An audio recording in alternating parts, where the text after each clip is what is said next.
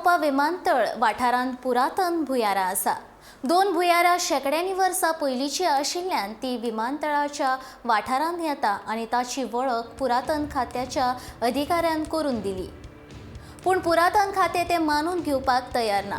खासगी जाग्यांक ती भुयारां आस्पावता, मोपा विमानतळाच्या वाठारांत येना अशें पुरातन खातें म्हणटा।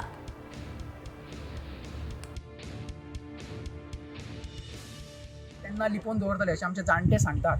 ते दोन केव्ज आसात, ते आयडेंटिफाय केले, तांकां दाखोवपाक हाडले जाल्यार ते म्हणपाक लागले ही प्रॉपर्टी एअरपोर्टाच्या भायर असल्या कारणान आमी ह्या प्रॉपर्टीक वचूं शकना अशें आर्कोलॉजीचे ऑफिसर म्हणपाक लागले आनी तेंच्यांनी थंय येवपाचें टाळ्ळें।